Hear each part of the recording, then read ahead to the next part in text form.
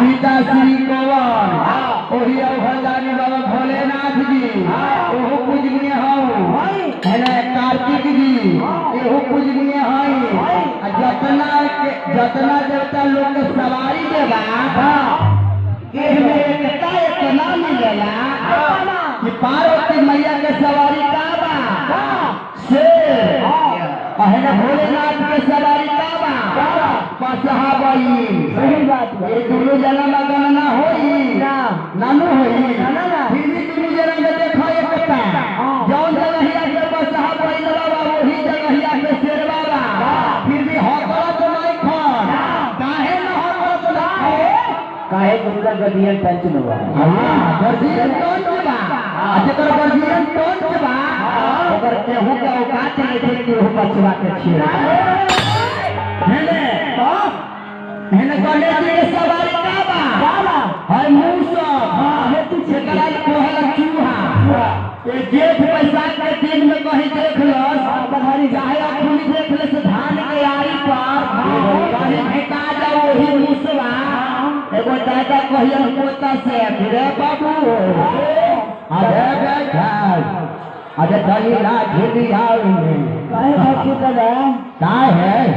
अरे धनी रे भिया पे जो खेला में है ना तब भिया में अरे मुझे उतर के फोटो भी सकता दादा कही हम पोता लाठी उठाई है सन भेजा ना दाना बोली तो तब खत्म हो गई मार गई पूछो से दादा देख तनी ओकर मार गई त का कही हां तनी देखे है आसिन कार्तिक वाला कही बसंती तार के कहीं तारी निकलो कहीं खजूर के तारी भेटा जाओ तनी लिया एकरा बना के चोखा चटनी हो जाओ चटनी हो वही चूहा के बने के लगे अगर भात बनिया तो 5 किलो लड्डू लियाई हां कहिया श्री गणेशाय नमः रोज लगाओ खाओ हम मुसबो पे खियाओ यार का हो जाना ईका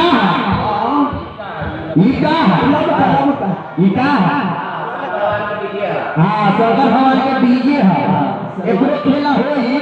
पहले सरकार खेला में चले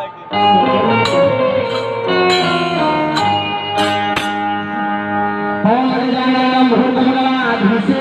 बितम कभी भी हम फल चारो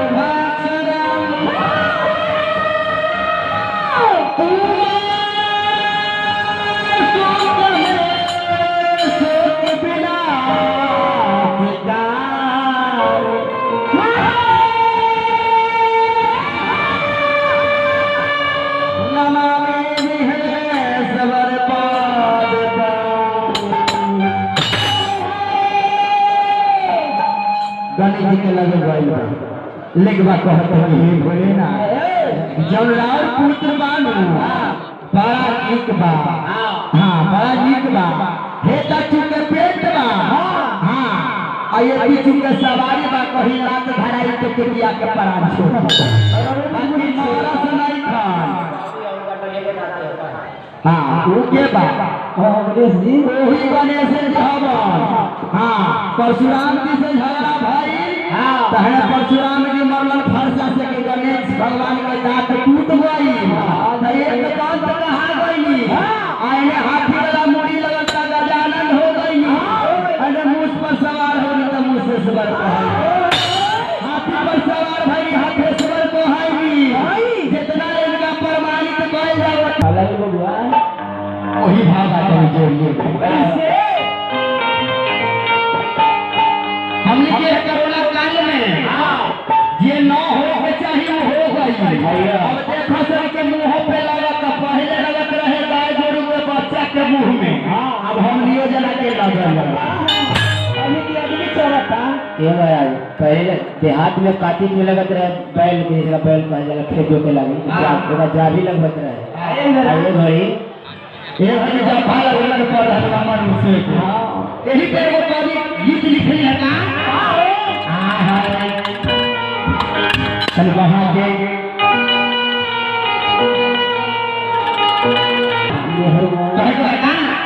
अरे किताया कर गौरी गीत ला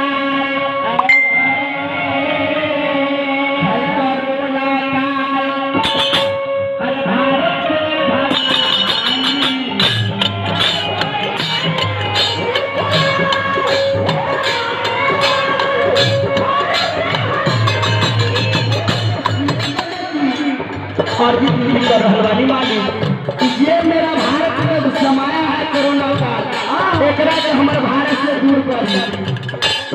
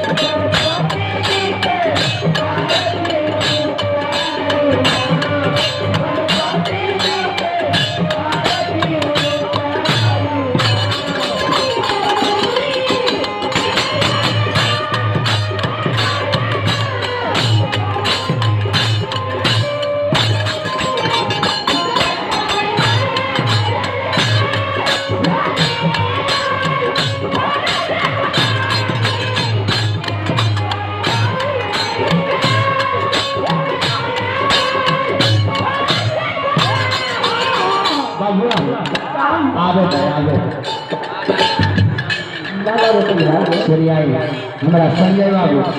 संजय महाराज से 5,000 पैसा ना बाबा रुपया ना बाबा जन 100 करोड़ पार्टी की आशीर्वाद बाबा ऐसे क्या होई पेट भर जाई आत्मा शांति होई आशीर्वाद से शांति यही जाई चरण प्रणाम नमस्कार मैया शारदा से प्रार्थना करो पद प्रतिष्ठा बरकरार रहो धन दौलत में बढ़ोतरी हो माल पानी धीरे धीरे से होती पुरानी बात